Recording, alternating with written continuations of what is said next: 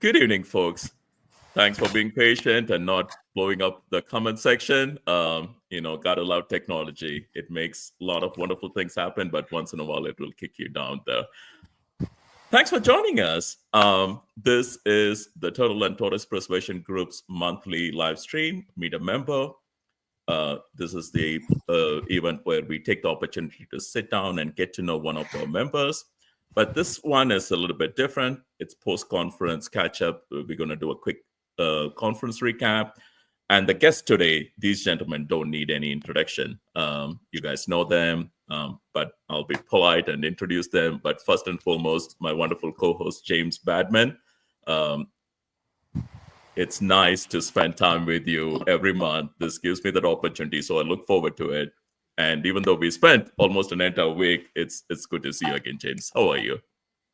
Doing well, Michael. Thank you for having me tonight, and always a pleasure to join you and get to spend time and talk to some members or even our Russ and Anthony tonight. So you have known Russ a long time, and you guys brought TTPG back from its former state to now nearly 15 years, running conference, Patago. What can you tell us about Russ that we probably don't know? Oh, is there some skeletons in the closet that we can talk about? Well, I'll just start with the easy question. No, I don't have some secret phone number or way of getting a hold of him. It's just, you just keep calling. No, Russ is always, I will tell you, I always joke, I don't have a creative side to me. I feel I don't, and I'm one who is all about organization, one that I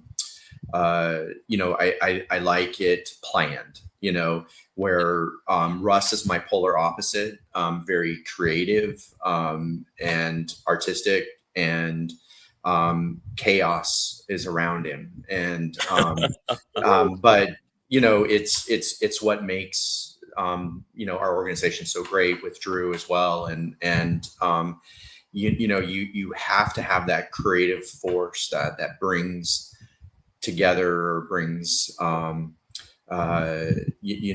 keeps an organization fresh and new and alive. And that's what Russ, it's just phenomenal. It's always been a pleasure to work with him, and we're always bouncing stuff back and forth, and it's and it really is been a great opportunity, and a fun one for me. So awesome.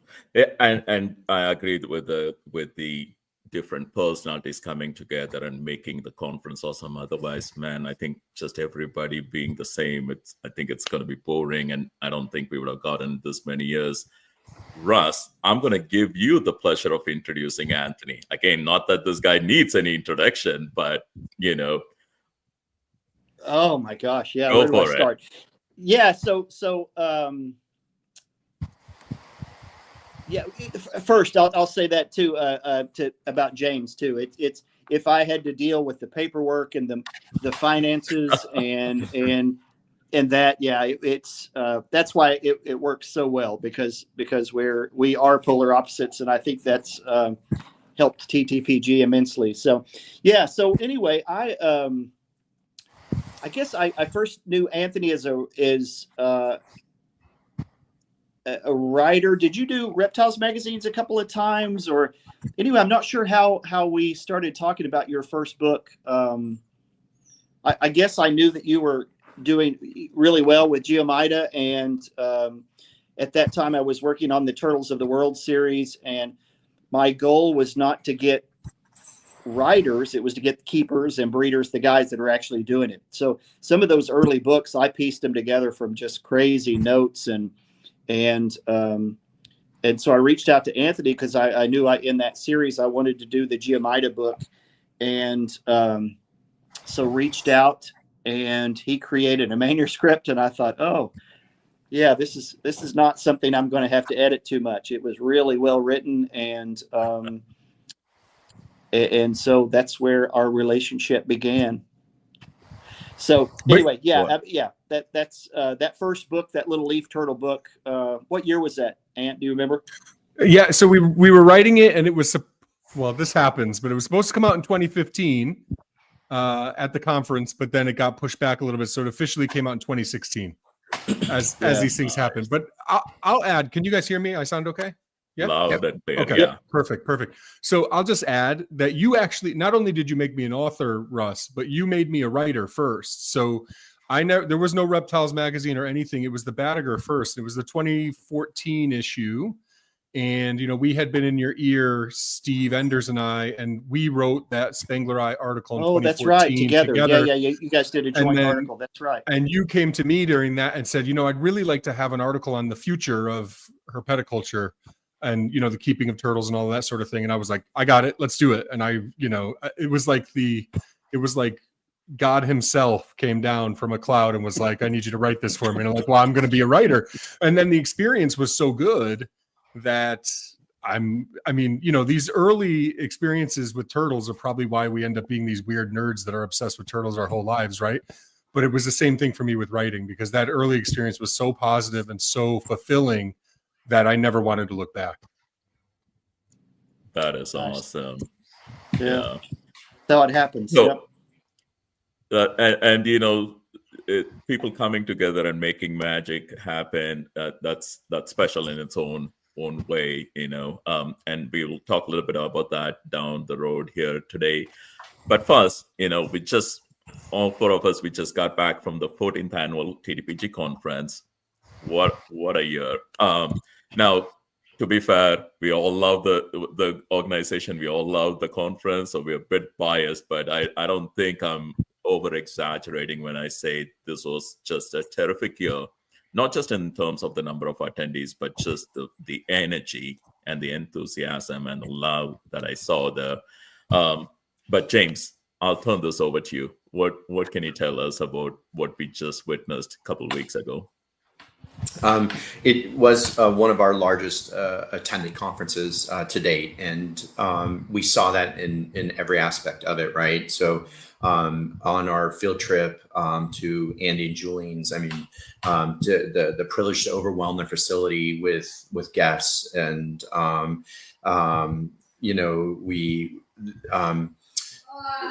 the hosts were they were so generous with their facility and their time and just letting us roam, and having over 120 people scatter amongst the facilities and buildings and stuff, and it was just a great time and a beautiful collection.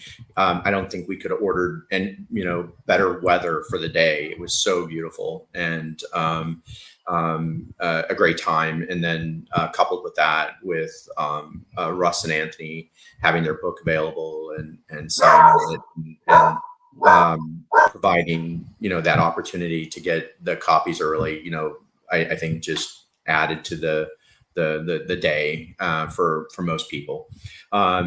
We came back on the bus and got back a little early, but gave people time to kind of freshen up before the barbecue. Again, overwhelming the Marriott with just a huge attendance, and get to spend a couple hours, eating and just mingling and talking with, just people I hadn't seen in years. And our international speaker was there, David Fabius, and so many people. It was just a really good time. And I feel like I don't move, you're constantly just grabbing a person as they pass by and talking with them, and had a really, really good time with that. And then the following 2 days of talks, again, to get to see David Fabius, he has not been back in the country from Uruguay. And when was last time, Russ? 10 years. 10 years. Yeah. It was 2014. Yeah. And so wow. two phenomenal talks, and it was great to see him. I felt like I hadn't seen him in years, and apparently haven't. So a couple, for me, notable talks. Michael Ogle's talk. A talk about a dynamic speaker full of enthusiasm. So not all his jokes floated well, but he did well. No, he Stop had reading it. my mind. Yeah. Yeah, he was. There's people that you can just tell have a good time talking. Anthony, you're one. I always feel like you have a passion and you feel like you enjoy talking. Where people like me, I stand up there nervous and it's like counting the minutes to getting off stage, right? And but I enjoyed that. Cord, Dave, and Anthony's incubation talk. I mean, when you talk about the ability Russ has to pair speakers and provide something for those of us that are just getting in the hobby, to those of us on a level. Dave's talk, sometimes I'm sitting there going, man, he is so far over my head, but the incubation talks, I'm frantically writing stuff down and trying to get pictures, to remember. I got to look this up. I want to, explore this more. Just a lot of great information there, and I really, really enjoyed that set of talks. Dustin's talk this year from GTA. Again, the follow up on Tink. Something scary. That when you have a massive collection, I appreciated his willingness to continue the conversation, and I think it's something that any of us with a fair amount of turtles or tortoises needs to always keep in mind, and very thought provoking, and I appreciated it. Again, another passionate speaker, Chris Leone, with those exhibits. I mean, enclosures and enclosure design and stuff. I mean, again, the passion, the skill in taking great pictures.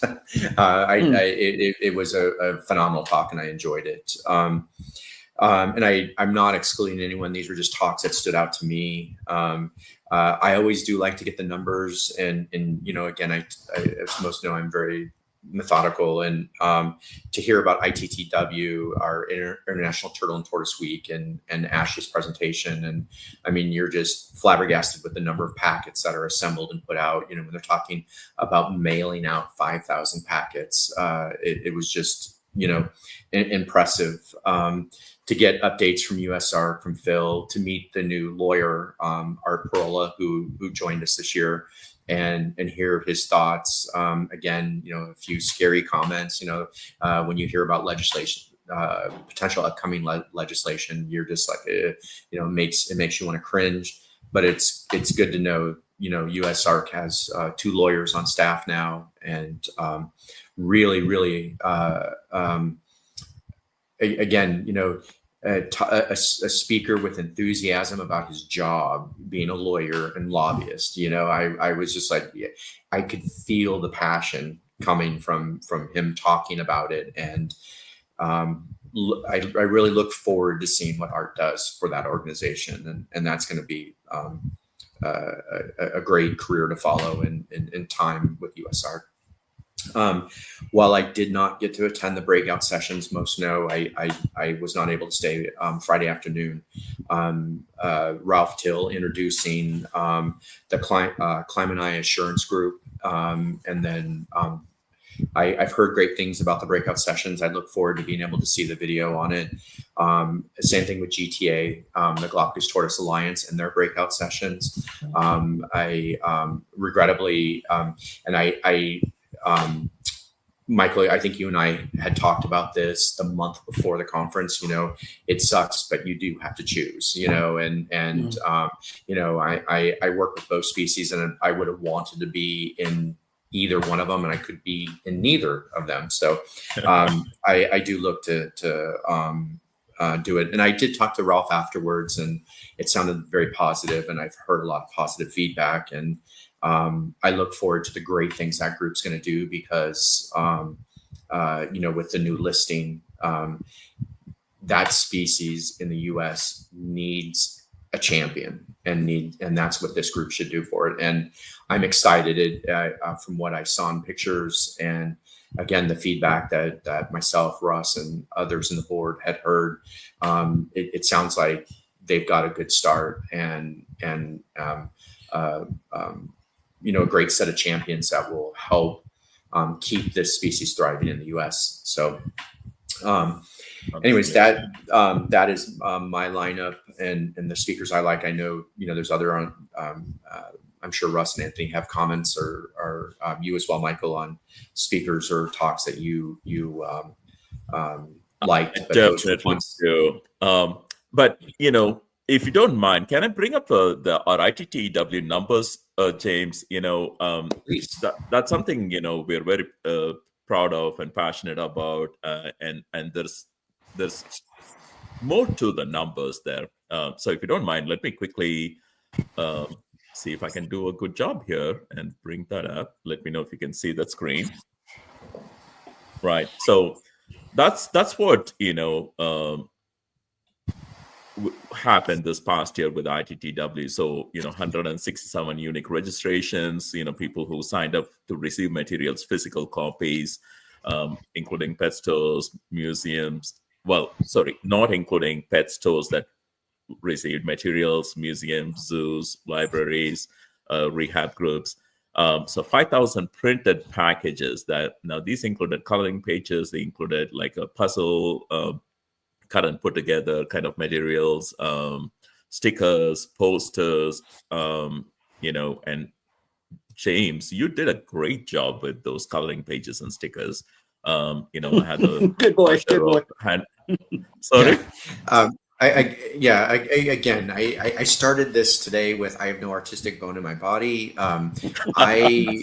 We did contract with a lady that helps with marketing and helps us with design. And yes, she did do a wonderful job on the 2 coloring pages and the new sticker and the activity page.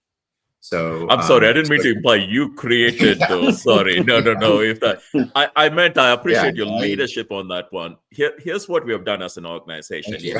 We are conservative with our funds. We try to not spend money on areas that because the conference and the Batago bringing speakers over takes so much money. But you made a decision to no, we need new material, and we're not able to make that happen with volunteers. So you made the call to hire people to do it, and that's what I was giving you kudos for. So yeah, didn't mean to scare you. Well, I need 3 more images next year. Yeah. Yeah. Right. Nicely it was something done. that it was something I did champion last year, but the board did the TTPG board did approve in our board meeting in November of 2023 to make an investment in new material for ITTW 2024. And so, yes, and I did keep on task. Russ did as well, because we had multiple new stickers and new material and stuff because, and I think it contributes to the number of packets that go out, because if the teachers are getting the same stuff every year, why keep, why ask, again the next year? So we wanted to see if we could bring forward new material. And again, we focused K through 12. And I think the material this year was just spot on. And you can find it at our the reptile shows that we attend, where we get tables and do promotional outreach for TTPG. We do try to provide the material there as well. So if you haven't seen it yet, and you're at a reptile show and you pass a TTPG table, do look for it, because we do continue to make it available and hand the stuff out. Awesome work, James. Thank you. Anthony, I'm going to go to you and then we'll go to Russ. What stood out for you this year with the conference? I think there was so what's interesting, I've always wanted to go to the TTPG conference every year. I haven't always been able to. So I went in 2015, I went in 2018, and then I wasn't back again until 2022. I'm sorry, I'm boring you with all of this, but the point is, starting in 2022, I've actually been able to be like you all, and I've been able to go now 3 years in a row, 22, 23, 24. So I've been able to kind of see something different. And I can remember in 2015 thinking, I really hope that this group, because this is an amazing group and the energy is incredible. Every year it is.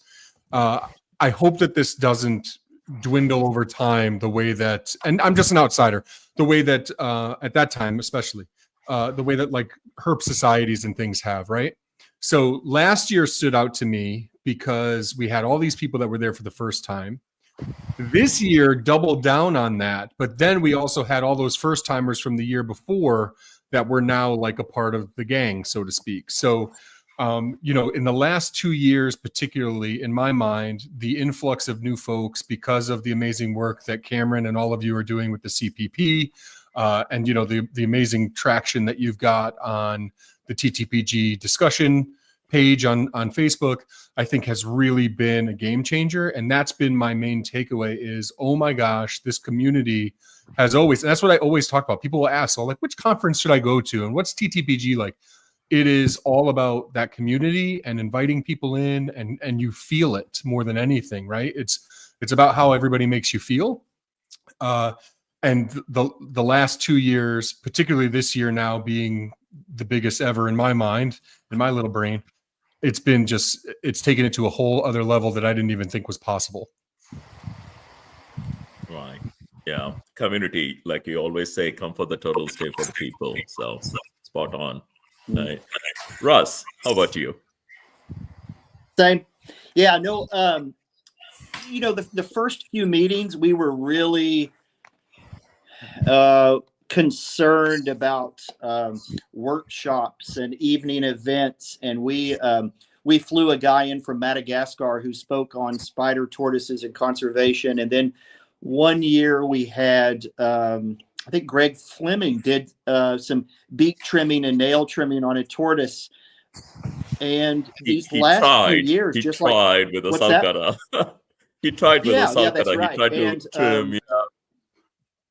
So we were sort of focused on workshops and those sorts of things. And then about, I guess, 4 years ago, we said, you know, I think people want to get together. I think they want to sit together and eat together and tell stories and talk about animals. So we sort of freed up the evenings, and now we do an hour and a half lunch. And all the kind of eating places are within a few minute walk. So it really opened up these social interactions and people hanging out. And we're very, very conscious of making sure that everybody kind of goes in a group. We don't want somebody to go out and have lunch by themselves unless they really need to.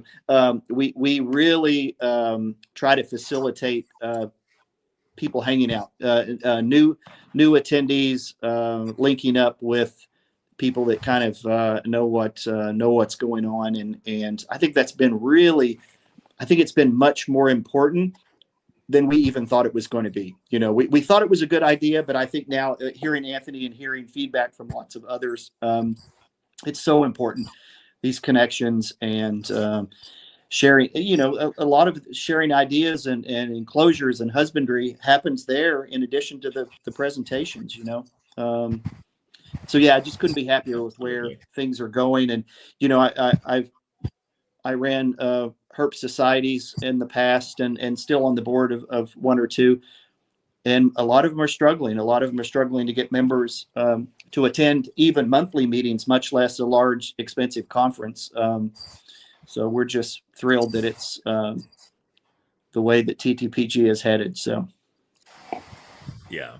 And I mean, it's not a easy or simple ask. I mean, you know, friends from Florida or Anthony even, you know, of course, leaving behind family, leaving behind the animals, nearly a week, and coming and hanging and making the conference the awesome event it is. We appreciate every one of you.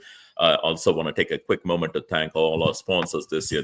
We had terrific sponsor backing that allowed us to do a lot for the speakers. Thanks to every single one of them. And, you know, just the volunteers also. I want to give a quick shout out to our volunteers who have helped us a lot this year. Sam is on the call. Wendy, I think she's here as well. Both of them have, you know, helped us take the group to the next level. Constant communication to the field, to the members, and that's very important. Every one of us, Russ would tell you stories if I give him another 30 minutes about how you try to make monthly, newsletters happen, and just everybody's got family and things happening that just never materialize. So the extra help we've gotten, again, I'm very thankful. We as a group are very thankful for it. And just quick note about, James, you pointed out Dustin's, presentation. I think that was one of the standout. The whole presentation of, I think, last year and this year scares the GBs out of me. I'm telling you, I'm thankful that I'm not dealing with it. But what stands out when you look at that presentation is the dedication that these people demonstrate, the commitment to those animals' well-being.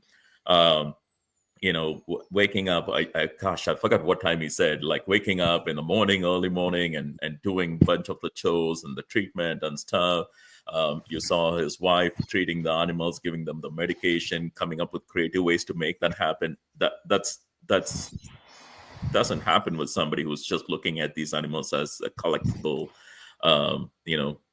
thing that they have in the yard. So again, that's, I think, one of the most heartwarming thing that I walk away from the conference. Almost every year you see that with multiple presentations. So with that being said, let's dive a little bit into, talk about creative processes and the challenges that come with it. You gentlemen just did something amazing. I mean, it's been a few years in the work. Russ, let's go back a little bit. Okay, let's start with what started it all for many of us. Anthony knows it. He knows that I'm not kidding. People who are into turtles have that copy unless they were not lucky enough to grab one before it went out of print. Some of them weren't born yet, Michael.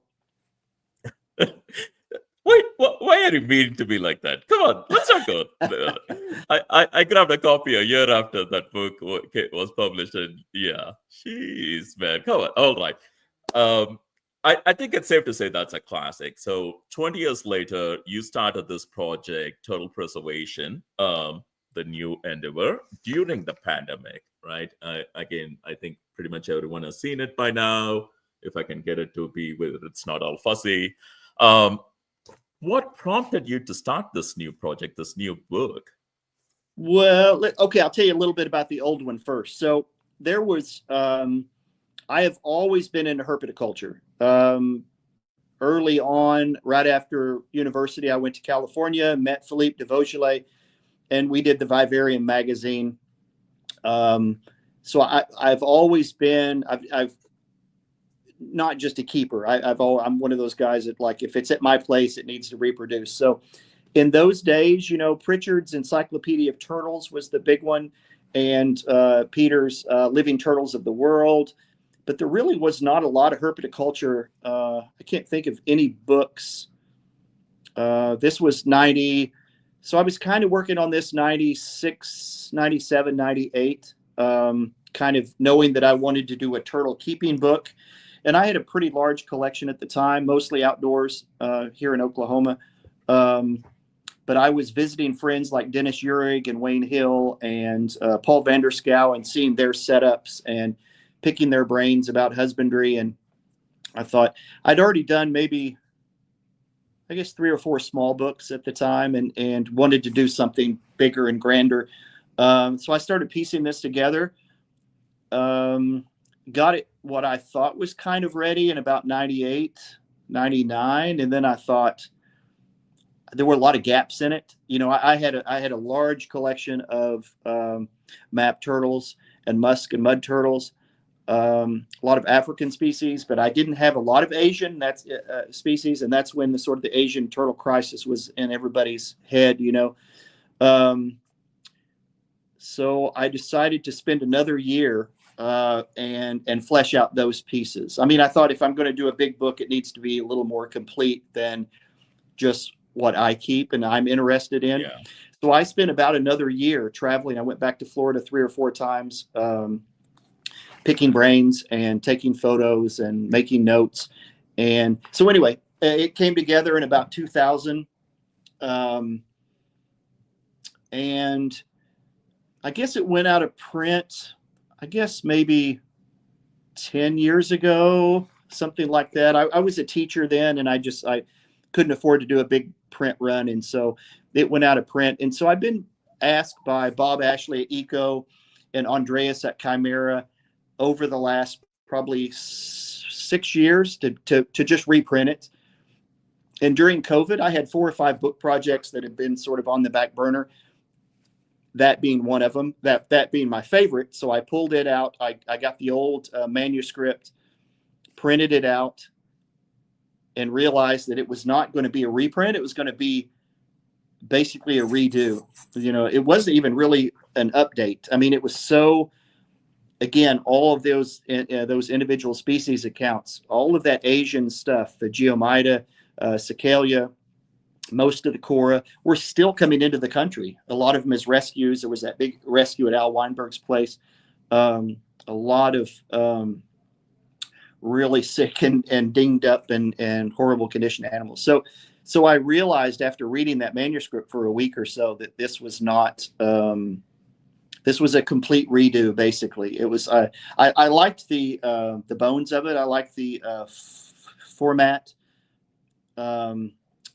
So anyway, so I started picking away at it and updating the species that I was most familiar with and still kept. And then around that, I'd worked with Anthony before, like we said on those Badiger articles and the leaf turtle book, and I knew he was a good writer.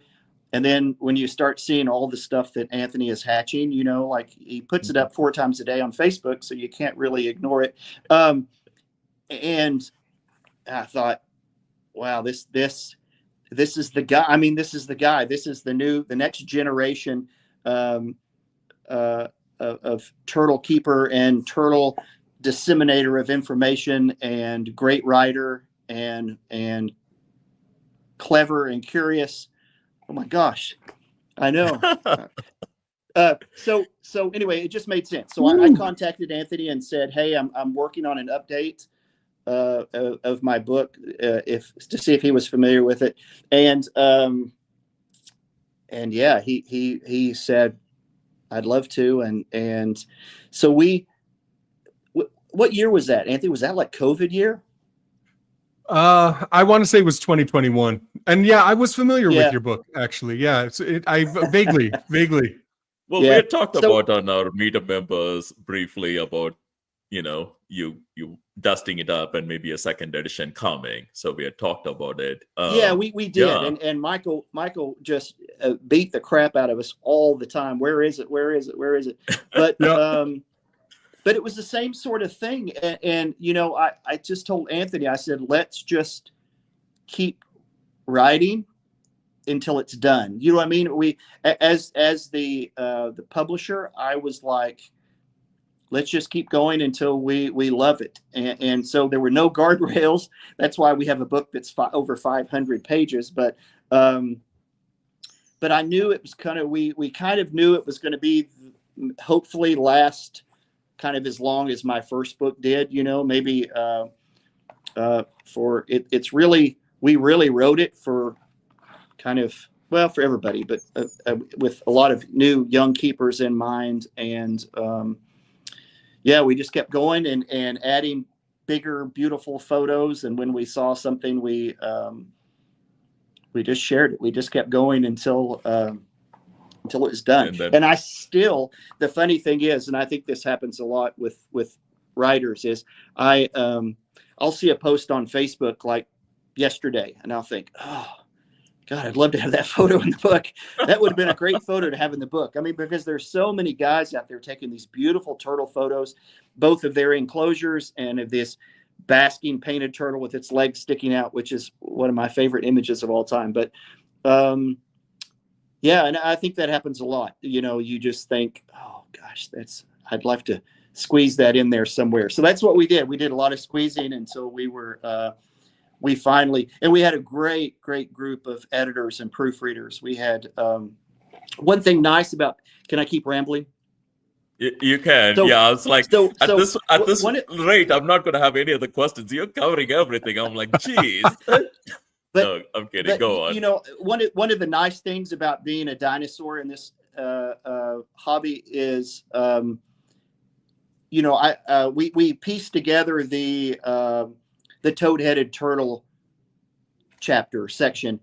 Well, and then we send it to Stefan in Austria, who's like the world's leading expert in Batrachimy's toad-headed turtles, and we piece together our map turtle section, and then we send it to Chris Lekowitz, who's like the world's leading expert on map turtles. So being able to call on friends and colleagues all over the world to really fine tune what we had done and say, hey, what did we forget? What is there anything feeding or enclosure or lighting or heat that we have overlooked or that we need to tweak a little bit? Being able to do that was just, which I didn't have that ability on the first book. I spent a lot of time with Dennis Urig and Wayne and Vanderscow, and those guys that are willing to open up their collections and show me and teach me things that I had not known. So being able to do that for this book was really a big deal. It meant a lot just to call these friends. And of course, you, Michael, and Stefan spent hours going over this book and catching things that we had forgotten or questioning. Hey, did you mean this? Or could this be worded better? Or catching typos, all sorts of things. It was just really meant a lot to us. It was a pleasure. I did tell my wife, to be fair, to remind me never to accept a project like this. I'm like, I would have 3 pages of notes, and then Russ is like, hey, here's a new version of it. I'm like, well, do I start over again? What am I doing here? But no, it was fun. We'll hit you again in 2044. Yeah, right? I told I'm ready. To give you at least 15 years. Anthony, what was the moment like when Russ called you? I mean, I know what it's like for you when he calls and says, hey, do you want to write an article? Do you want to write a book? Now, this is not just you writing a book. This is you co-authoring, with someone. What was it like? Do you remember the call? Do you remember how it played out for you? I do. I just, obviously it's like, earth shattering for me in my own brain, right? This happens and it's like, I can't believe my life is real. But then I think the piece that sticks with me now is like, well, then nothing happens for a long time. And that's just, and it's funny when James was describing Russ as like being kind of like controlled chaos, so to speak. That is who I am, like Enneagram Type 7, Steve Irwin, Michelangelo from the Ninja Turtles. I'm here for a good time and I have tons of great ideas, but a lot of people don't, and I never did until now. I've done it several times and Russ has done it several times, but to actually be Oh, you muted yourself. What happened? To take those ideas and put enough to buckle down and say, okay, I'm going to do this and really see it through. It's tough sometimes, even like the Mark Twain quote, the key to getting ahead is getting started. Sometimes just the getting started is tough, especially with a monster like this. We knew it was going to be huge. So the really good news was that we had that original book to fall back on. And I think that the 2 books are a really good microcosm for where we are today with the TTPG and with our community in general. You start off kind of trying to put something together and doing something that's never been done before. And then people like me get to come along and stand on the shoulders of giants and achieve things that are beyond my wildest dreams because Russ did it first and he was willing to work with me. You know what I mean? And I see like Wes right now is in the chat and he says, I still can't believe my boy Hawkeye made it. We have a photo of his turtle in the book. And I could remember reading, now this was years later, this was like 2009 or whatever. I got Russ's book. I got it long after you did, Michael, but that book like changed everything for me. And I could remember looking at it and seeing all the names, the captions on all the photos and thinking, could you imagine one day getting a photo in a book like this, right? And all I wanted to do was one day meet Russ Gurley. And I met him in 2011 at Daytona and I couldn't believe it. I was like shaking. I couldn't believe I got to meet Russ Gurley. So it's true. But to co-author a book now with him, I could just die. I don't know. I'm getting chills right now as I say it. But that's the power of this community and being able to help the next generation be inviting, like I was talking about the TTPG conference and how everyone's so inviting. So anyway, I don't even know what your question was. I don't even remember anymore because I just went on and rambled. But thanks, Russ. I appreciate you more than you know. So, thank you. So, yeah, I had this question for Russ, but I'll start with you. You like James kind of captured it early on, the difference in personalities and approach. And I think, I don't want to say I can't think of two contrasting personalities coming together to make a book happen, but that's kind of what this was in a little bit. Russ is like, no, I'm willing to take another 6 months to do this, whereas you are like, no, I got to crank out 3 more books. Let's go. So this is your longest writing project that I can think of. Yeah. What was the challenges that you had what were the demons that you had to reel back a little bit to make this work with him, if there were any? I think it's more, honestly, the biggest challenge with this is just the size of the book. It's so much that you feel like, you're filling up, a bathtub with an eyedropper, and one day I'll get there, but for, I'm coming back every day or whatever. And then life happens. So maybe you don't write for this book for 3 months, but then, Russ reaches out and he's got some free time, and then we have a conversation and it reinvigorates everything. Or he sends a long email that has a whole bunch of his thoughts, and then that gets everything going again. And then there's times where I was really busy. Like last year at TTPG last November was the busiest I ever was in my life. And I did not do a lot on our book. But at that time, Russ was really cranking along, and I was really grateful that he was.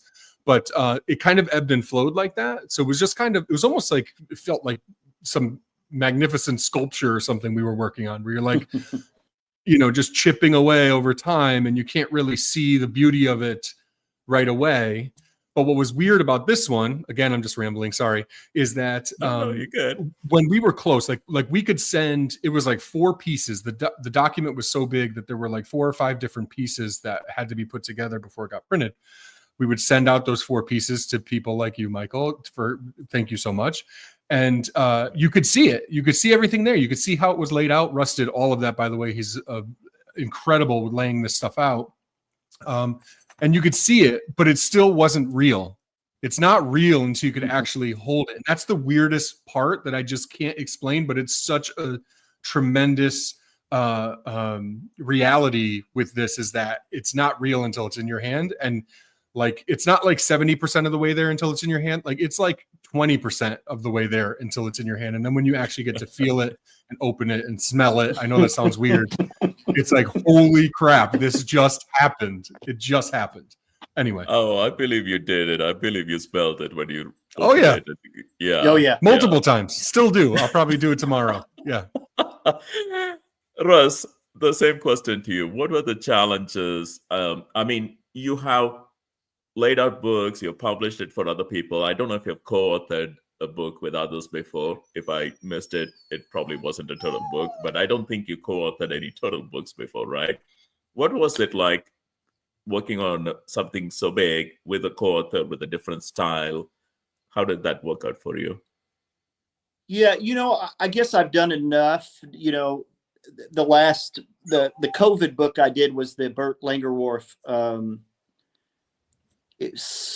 I'll call it a biography. It was sort of an autobiography because I created that from his diary and his image library. So anyway, that was sort of the same type of book. It was very large, ended up being 2 volumes. But with this turtle book, just like Anthony said, it was sort of overwhelming because you know where it has to go, if that makes sense. It's like there's this number of turtle species and you can't leave anything out. I mean, we've got the Western swamp turtle in there, it's obviously probably no private will ever touch, but it had to be in there, it had to be 2 or 3 pages because you want a photo and a habitat photo and even the husbandry information from Perth Zoo and all of that. So yeah, that was the overwhelming part. I knew where it was going to go. I didn't know it was going to be this monster, to be honest. But when you when you start plugging in these beautiful big half page and full page photos, it just feels right. I mean, turtle guys, we just all reptile people, they love, if it's a book on skinks, I want to see them all. I want to see this one from Syria, Right. and I want to see this one from Morocco. That's what we enjoy. We've seen them, and we may even have them in our collections, but we want to see, beautiful specimens and habitat shots. I think, that's what we try to do with the Batagur.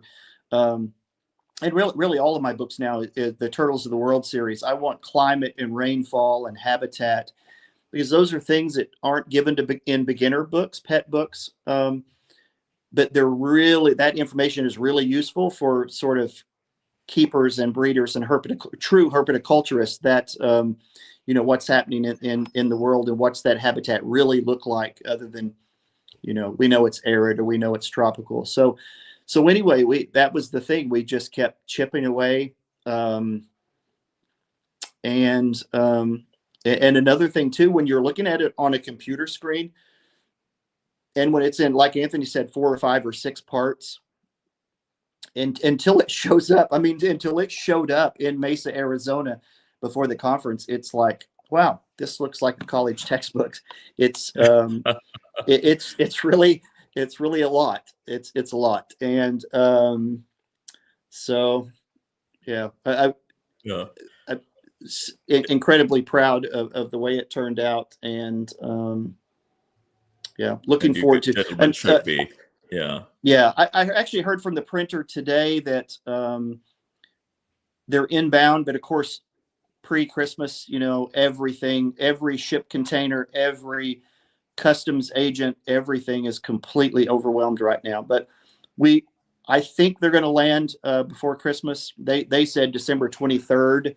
And it's funny, they told me today that they expect them to land in Arizona at James Bagman's place on December 23rd. How'd you I said, know? No. I said, please, we can't do this to James. I said, they I was going to say, do I need to call question. Cameron and say, hey, can you ship a pallet of books to us? Right? Yeah. Oh, How'd God, you know that was imagine. going to be my next question? What address are they using? Luckily, I talked to the guy just for an update, and he said, yeah, they're inbound December 23rd to Mesa, Arizona, and so I quickly called him. I said, no, you have to fix this for sure, because. Anyway, that's the situation. So anyway, they're inbound and probably not available for Christmas presents, but anyway, I look forward to watch. I may have a promotional sale going on about the 23rd. Right, yeah, if they show up, they may be for sale on the curb at Elmwood Street. Yes. Yes. Oh my gosh. Technology is, like you mentioned previously, Russ. When writing, keeping and breeding freshwater turtles, how much traveling you had to do versus now being able to reach out to friends in different part of the country without you having to travel. That probably made things a lot easy, but that also probably meant you were getting feedback when you were just thinking you're done with something, getting stuff. How do you guys as an author decide how much of the feedback do you incorporate, what to leave out, what makes the cut? How does that work? Well, sorry, Anthony, Russ, you just can real start quick. since you're not muted. So, I guess, how do I put this? I'm a boomer, so I thought it was important to visit these collections, and I did that in the late 90s for keeping and breeding freshwater turtles, and I did it a lot for this book too. I think that just asking somebody for photos and information and, hey, send it to me. Now, some species it's you have to, if you're talking about something that's in Stefan's basement in Austria. But this time I spent a lot of time at Pete Jansema's in California, Raul Gonzalez, amazing collection in Florida. So again, if I was out there for Daytona or some of the other things, I felt it was important to visit and see it. See the animals. So I think it would have been, obviously you can piece a book together by interviewing or getting photos or whatever from all over the world now. But I really, I still kind of felt it was important to, I think for all herpetoculture books that I've written, I actually have a couple of tarantula books even. I just felt like it was important to keep them. That's amazing. Yeah, to because write that's about not them easy. or experience them very personally to write. I don't know if that's imposter syndrome or what that is. I'm sure it's got something, but anyway, so with this book too, we friends collections and also a lot of traveling too still for this one. Probably not as much as the first one, but again, we've got 20 years more experience and much larger personal collections to base our kind of tips and helpful hints and all of that on. So I know, Michael, you've been asking some questions about our dynamic. One of the great things is that Russ and I have some pretty varied experience between the two of us. Like a lot of the things that he's into, even though we respect each other and really excited to talk about the animals, we're not like, we have a lot of best friends. I say we as the larger we, just like our community, who are into the same species we are. With Russ and I, that's not necessarily the case. Like I think there's not a ton of overlap. So a lot of my experiences help supplement his and vice versa, if that makes sense. So that was helpful. Yeah, no, and I think that's where that again, the different backgrounds, different hands-on experiences and collection on animals, it adds strength, if that's a right word I can use. But going back to the question of what was it like, how did you guys come up with a process, if you came up with a process on what feedback you're going to incorporate versus what you're going to leave? Because, I mean, with a project like this, you could keep getting feedback almost to the last day, to the last minute. So you have to make a call. Yeah. Yeah, I think you just, it's case by case and a lot of conversations and then a lot of like executive decisions. I think, Russ being the publisher and being the more experienced of the two of us, there were times I think where he made executive decisions and then some of the times he would run it by me and then other times maybe there just wasn't time or he didn't think of it because we were juggling so much with the project and just life in general. But, obviously I trust him. Look at all the stuff he's been doing for 20 plus years with these amazing publications. So it worked out fine. It wasn't really an issue at all. We just conversed and, oh yeah, that makes sense. And sometimes the conversation was, that makes sense to you too, right, Anthony? And I would say, yep, for the most part, 95% of the time, it was pretty easy, I think. Awesome. Now, you said, Russ, you had a bit of a target audience in mind. Who are the people who would, I mean, I got a copy, so I'm reading it. I love it. Who are the people who are absolutely going to need a copy? If you have a target audience in mind or had a target audience in mind, you want to make sure they absolutely got it. Who is that demographic? I think anybody who has ever seen a turtle or heard the word turtle or thought about turtles needs to have a copy. I mean, that's just me. Anthony, you may. No, I obviously this is a husbandry book, but there's a lot. There's a lot of conservation too. There's a lot of we really wanted to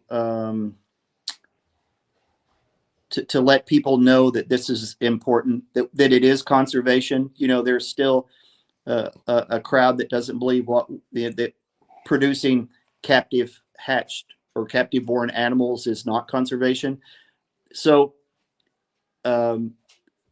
I think there's enough in there where somebody that's just interested in turtles would enjoy the book. But again, obviously the focus is enclosure design and captive breeding and incubation and that sort of thing. So, right, Anthony?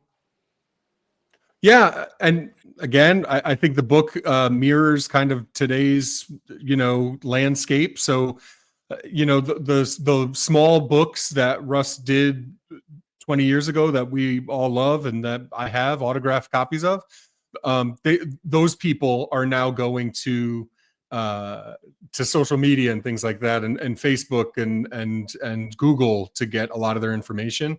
So to me, this book isn't for the person for the serious keeper in a sense of you need to have a certain knowledge base, but it's for the serious keeper where if you're where I was 20 years ago and you're like, man, I just want to figure out how I could become a person in this community, this book can help you do that. Figure out who's who and what's what and all of that. So I think it's for the serious keeper, but by serious keeper, I don't mean experience. I mean serious because they're going to take it seriously and they want to do it the right way.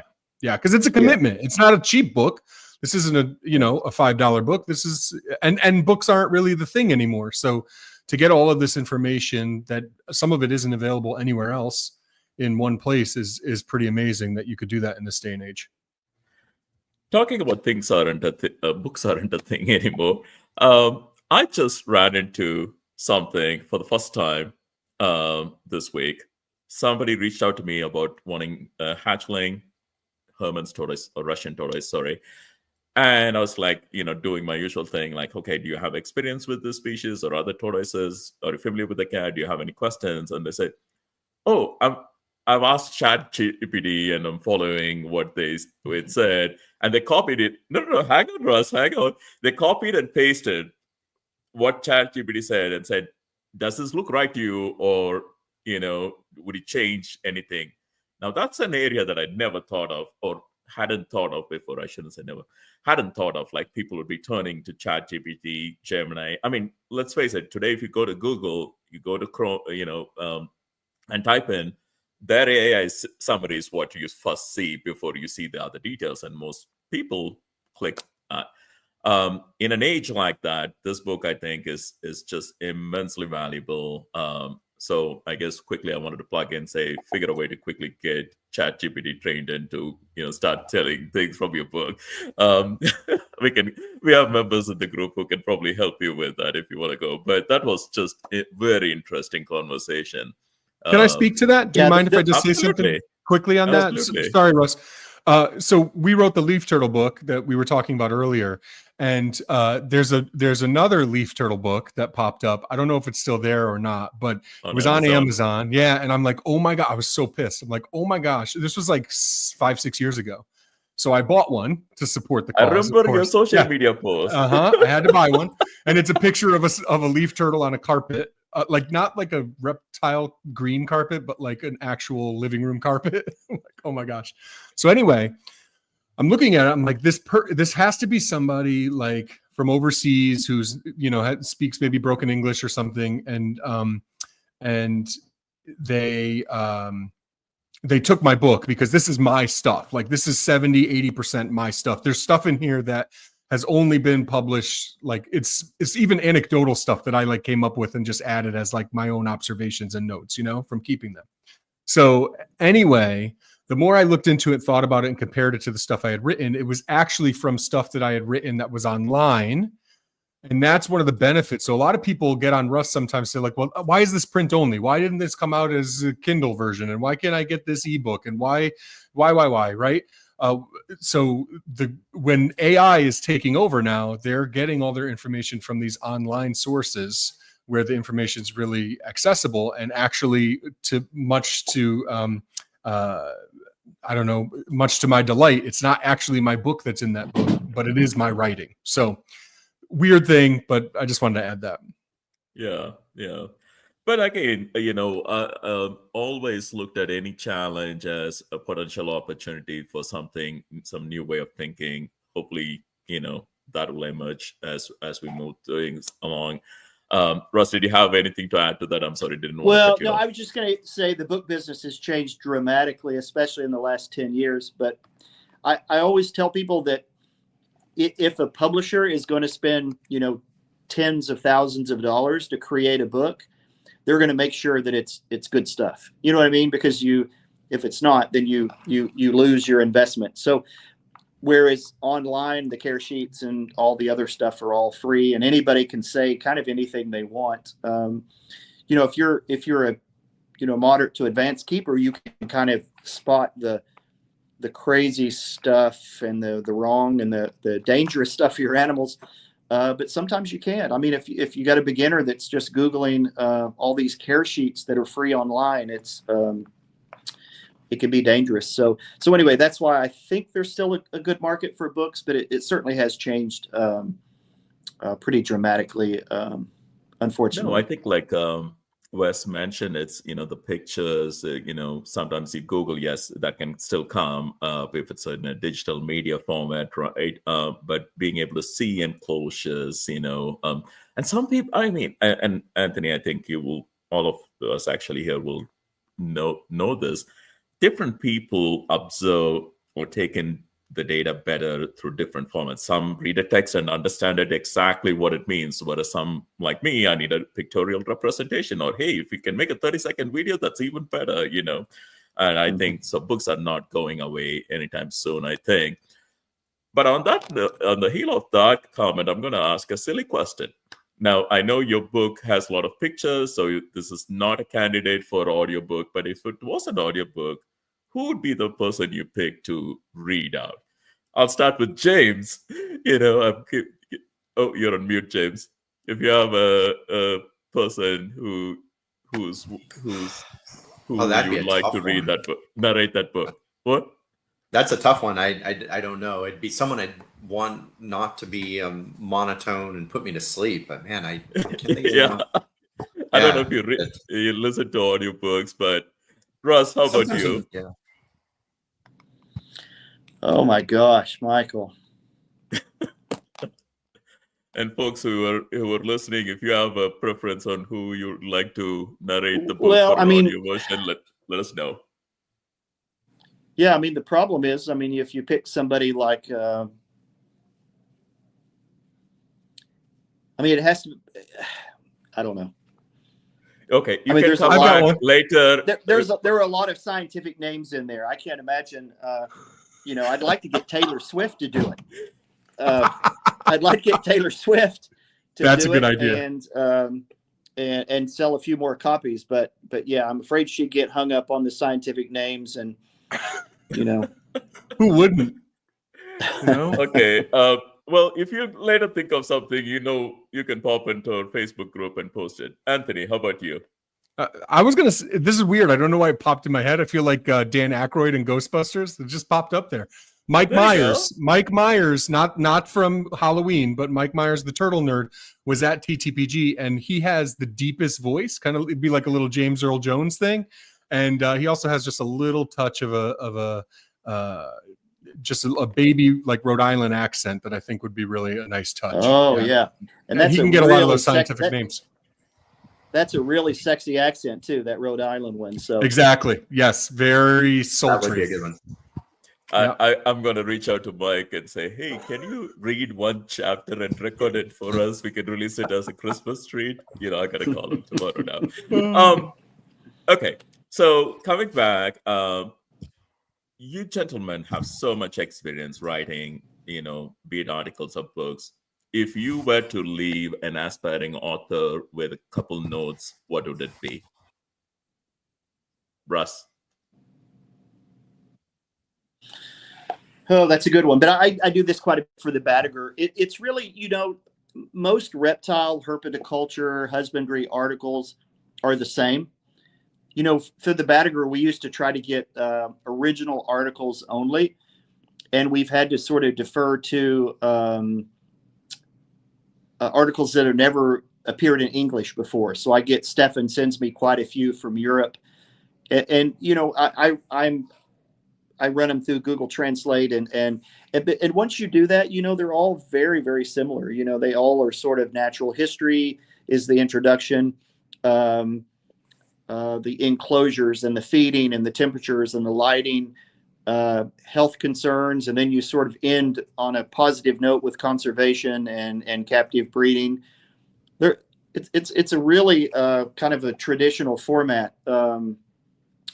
So I would say if somebody wants to write, please write and let me print it in the Batagur next year. Just look at articles, look at Batagur articles and Herp Nation articles and the old Vivarium articles. And you'll get a feel, you get a feel for kind of what people want. What makes a successful article is you want to teach people how to be successful with this species or this group of animals, or this medical procedure that you have done as a veterinarian, or this incubation technique that's working. That's, you want to put something out that people are that they want to know. Obviously, that's why people are reading these articles, because they're curious and want to learn more about their favorite species. So, and yeah, it's not rocket science. It's, I take, I don't worry about grammar and typos and those things. It's really getting your thoughts down on paper. That's the hardest part. For a long time, I think it was me, Dick Bartlett, and Bill Love, and maybe a couple of others that were writing all the articles. And so it's really nice. I encourage anybody to, just give us what you're doing, and it'll help. Yeah. Anthony, your take on that? I have so many thoughts going through my head, and none of them are necessarily answering your question. But I'll say it doesn't have to answer my question. If it helps somebody crank something out, I'm good. Go for it. I've got something that'll help someone crank something out. I mentioned that I wrote for the first article I ever wrote in my life was for the Badager, and I actually ended up being 2 in the Badager in 2014. I think that's issue number 4. Anyway, I spoke to Bob Krause on the phone in 2014, right after that came out. Anyway, and Bob knew who I was, and I'd never been to TTPG at that point, but he knew who I was because I wrote that article in the Badager. And he said, people had nice things to say about you, Anthony. I heard nice things about you. And I think it was because, of the article, and maybe I knew a few people by then or whatever. I was lucky enough to get someone to listen to me or talk to me or something. But that meant a lot to me. And that still, is something that I remember fondly. So it can have a huge impact. And not just because now, like, I'm a writer. Like, if you look at me on Facebook, it says author, writer, whatever. Like, that's nuts. That's ridiculous. But it happened, and it happened thanks to Russ and the TTPG and whatever. But I just think we did a workshop, Michael. You had me come and do a workshop for people who were wanting to potentially write about turtles. I think it's a great opportunity to get your name out there. There's a lot of YouTubers out there right now, and it makes sense. That's more today, I think. But I think that writing, if you can do it, if you can discipline yourself to do it, maybe not to the level that we just did with that huge cinder block of a book, I think it shows that you're that, like, scientific minded keeper, that science loving keeper who is really going to do their research. And you're not just someone who's going to show up with a camera and be like, hey guys, here's where I am today. I think it shows a different side of the keeper that is impressive to those that are checking out their work. And that you're willing to share. Yeah, sure. Oh my gosh, yes. Helpful hints and tips and things you do. And that's a bit of advice too, as a keeper of a lot of animals. Like, I just started doing YouTube, and it's like, I can't let this take away from my writing, and I can't let the keeping take away from my writing, because the animals are number one. But if the animals are making it so that I can't write, because that's a bit important part of who I am and who I want to be, then there's too many animals here, and I'm doing the animals a disservice too. So, like, balance is so important. Yeah. And just for everyone who's listening, I repeat this often. James and we often put out this call. Please consider writing for the Badager. You don't need to write a new article every year like Anthony tries to do, and then puts it out there, and it's like, hey, why is my article not there? No, just one every year, every other year or something, because it's important to share. What do you? It only happened once. I know, and it will never happen again. I promise. We learn it from every mistake, right? So, and Steve said he needs a deadline for a Badager article. I need to connect with him on that. But going back, yes, Anthony was kind enough to do a workshop for us. It was a Zoom recording. So if anybody's interested in listening in, please reach out to me. I'll send you a link for the recording. That's something we didn't put it in a public space like YouTube, but I'm happy to share. Please reach out and consider writing. And, often we hear, again, I'm kind of sounding like a broken record. It doesn't matter if you want to write about box turtle.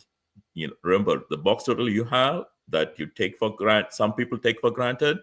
There are people who die to get their hands on it. So please write. Please share your observation. There's little things that pop up that, again, remember, somebody probably hasn't read about box turtle, and your article will be the first one they will read. So please consider sharing. Last question, I promise. This came from a 19-year-old who's not heavily into turtles or tortoises, but I had to put it out there. Maybe this is a new project.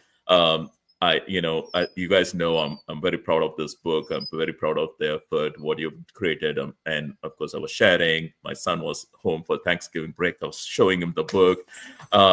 And he's like, "Oh, this is awesome." And Russ, he recognized your name, and he recognized Anthony's name because I gave him Anthony's book on management.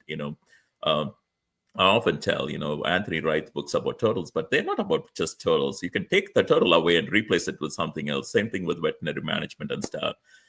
So I've got a copy of the Turtle Chase, hopefully coming for him, because again, I want that's the beauty of, exactly. There you go. See, yeah. But I asked Anthony to send a copy for Anakin. So nicely done. So he looked at the book and he's like, "Oh, so it covers turtles and tortoises." I said, "No, it covers turtles." Okay. So, and I looked through just to make sure I wasn't misrepresenting. I'm like, "Yeah, it's box turtles and aquatic turtles, or semi-aquatic and aquatic." And he looked at me and said, "So will there be a tortoise preservation book?" What do you say, Russ?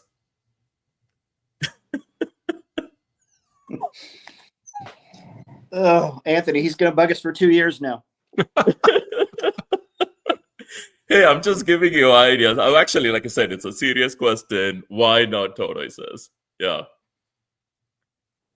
And I don't know if there's an answer. You don't have to. I just had to make sure it's out there. Put it out into the universe and we'll see what comes of it. Maybe one of our young audience, or Wendy, Sam, Dawson, somebody who's listening will start collaborating, and tortoise preservation will become a reality. And I also want to talk about... Oh, go ahead, James. I said you left them speechless. No, and I think that's the beauty of collaboration. Sometimes, like I say, the beauty of something like this, and sitting and thinking, so many friends we talk to, they're like, "Hey, you should present at TDPG conference." I'm not great at talking in front of the audience or a group, and I try to tell them, "Well, we'll dim the lights, you won't see people, but to consider collaborating. There is no rule that you have to single-handedly present. Maybe bring on somebody like Anthony, who likes to show off his legs in his short shorts, and tell him to co-present with you. He'd be happy to do it, and that would be also a way to make sure we see Anthony every year, right, bud? Yeah, I need to slow down with that now. Yeah, people are sick. People are sick of it. I'm feeling it. It's okay though. Yeah, Russ, I'll put this up for you before we close. Gosh, I want to. I know this gentleman's name from the other YouTube platforms. It's Padre, right? Patrick. Patrick. Yeah. With a D. Yeah. Yes, Patrick. Yes. Yeah. Thanks for joining us. Russ mentioned the books aren't landing until the 23rd, so they might not be arriving until after Christmas. But Russ, do you want to take this one? What am I taking? Oh, how much is the book? Oh, right. So yeah, you can go to our Facebook page. I've got my PayPal address, and I'm taking pre-orders. I'm nervous to do that because I've never had a book not show up from the printer, but I'm always sort of feel weird about taking people's money until it's getting really, really close. I will say I have about 300 boxes and packing material in my studio right now, just waiting for the arrival. So, but yeah, I tell you, if you're a turtle person and a book lover, this is going to be a big Christmas for you, I think, because again, this, yeah, this.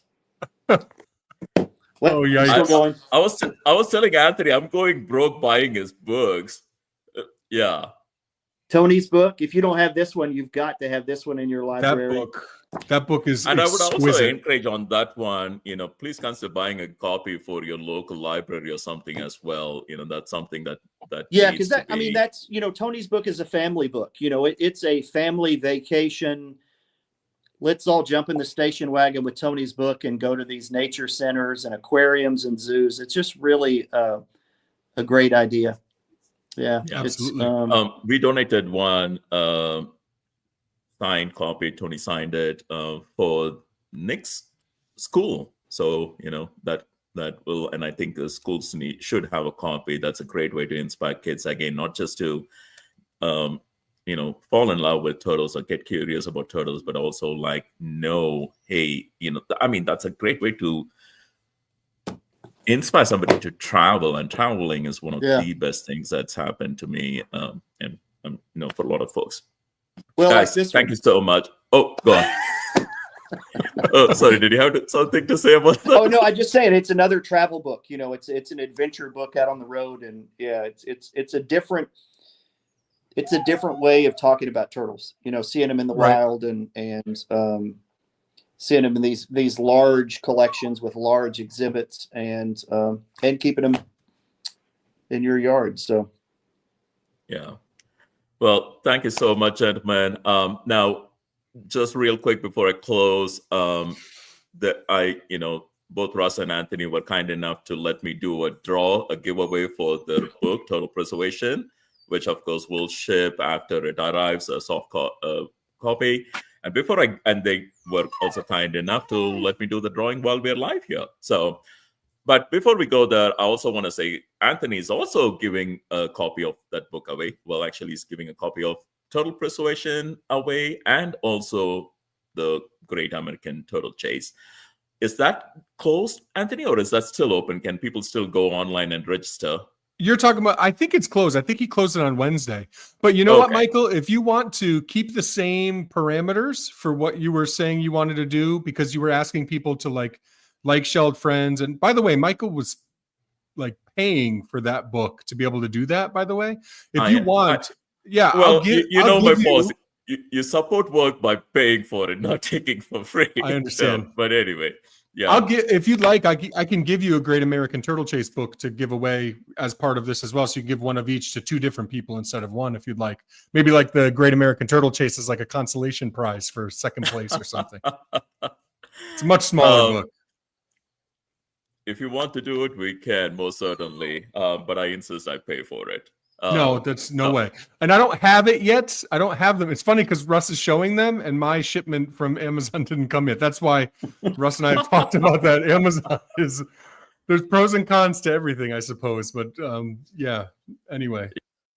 Well, let's do this. And again, I've never done a giveaway or draw before. And also I want to be very clear, just to avoid any anyone who might get upset, this is not a TTPG giveaway. So, if you get upset, please get upset at me. But I checked twice. I hopefully, got everyone's name in here. Some amazing people in here. Again, thanks for participating. More than, trying to get likes or anything, part of why we wanted to do this was this is right close to holidays. We wanted to give this one. This is a true gift, and I wanted to share that. But also, I wanted people to be keeping in touch with TTPG. If you haven't heard of TTPG before, hopefully now you have, and hopefully we will see you at the conference. So, wish me luck. I've never done this before, so good luck. I've never seen this before. This is exciting. I had to go find a tool online. All right. Nice job, Katie, a wonderful TTPG member. And again, if anybody who has doubts about the drawing, wheelofnames.com is the tool I used. You can look at how it works. But congrats, Katie and Russ and Anthony. Thanks for allowing me to do this. James as well. Again, like I said, this is not a TTPG draw, but I appreciate you guys giving me the opportunity to do this here. And thank you so much for your time. Again, I hope this conversation today has inspired a few people to, jot down and create an article, even if it's a one-page, 2-page. Again, remember, there is no set rule. So go have fun. Maybe you consider writing for the Banneker, or like I said, collaborate, reach out to Anthony. I'll let you in on a secret. The guy has trouble saying no. Although he said no to Razorback Musk Turtles this afternoon, which disappointed. But he's getting better, I guess. So, swoop it before the window closes. But thank you, Anthony. Russ, thank you so much. Love you guys. James, always a pleasure. Thank you so much for making time this evening. And all of you at home, all of us at TPG, Russ, James, Drew, the rest of the board, we wish you a wonderful holiday season and hope you have a lot of fond memories, stepping into the new year. Thank you. Take care. Thanks, guys. Thank you.